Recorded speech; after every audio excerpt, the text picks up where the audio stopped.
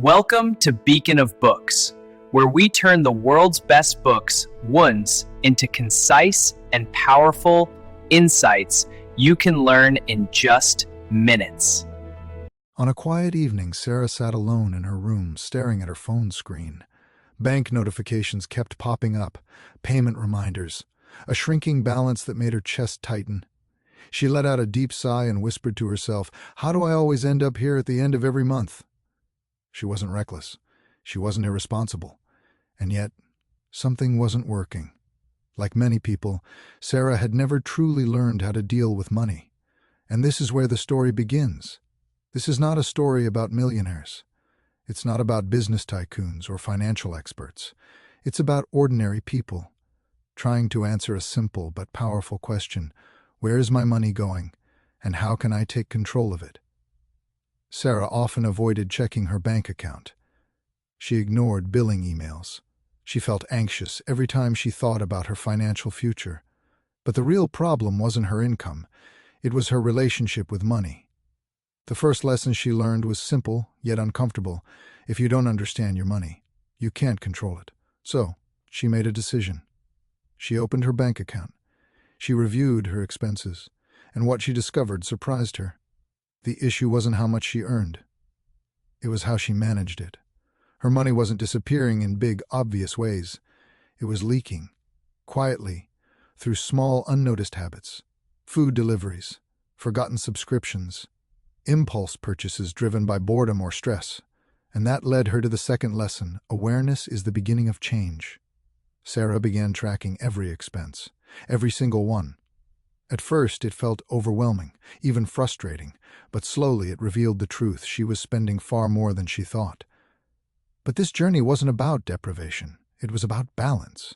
She created a budget, not as a restriction, but as a plan that reflected her life, her values, and her priorities. She stopped asking, "Can I afford this?" and started asking, "Is this worth it?" Then came one of the biggest challenges she had to face: debt, credit cards, late payments, interest quietly growing in the background. She felt trapped, as if she was sinking deeper every time she tried to escape. But she learned an important truth: ignoring debt doesn't solve the problem. Facing it does. So she created a clear strategy. She listed all her debts, understood the interest rates, and organized them by priority. Then she began paying them off, step by step. Slowly, yes, but consistently. With every payment she made, she felt something shift inside her, a sense of control, a sense of freedom returning. Then came a lesson no one had ever taught her before: talking about money is not embarrassing. It's necessary. She started having honest conversations, with friends, with family, even with her partner, about money, about fears, about mistakes, about goals, and she realized something powerful: everyone struggles, but very few people talk about it. Then her perspective began to change. She stopped thinking only about surviving the present and started thinking about building the future. She learned the importance of saving, not just for emergencies, but for peace of mind.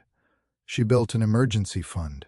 It wasn't large at first, but it gave her something she had never felt before: security.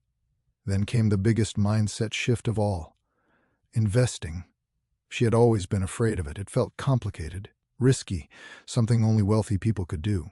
But she discovered it was simpler than she thought. She started small, but she stayed consistent. And she learned one of the most important principles: time is your greatest asset when building wealth. She stopped chasing quick money and focused on long-term stability. Over time, Sarah changed. She no longer feared her bank account. She checked it with confidence. She no longer avoided her bills. She managed them with clarity. She no longer felt lost. She had a plan, most importantly. She no longer saw money as an enemy, but as a tool to build the life she wanted, not the life she felt trapped in. In the end, Sarah did not become rich overnight, but she became stronger, more aware, more in control of her life. And that is the true message of this story: money is not as complicated as it seems, but ignoring it is what makes it complicated. Start by understanding your money. Talk about it. Plan for it. Take control of it.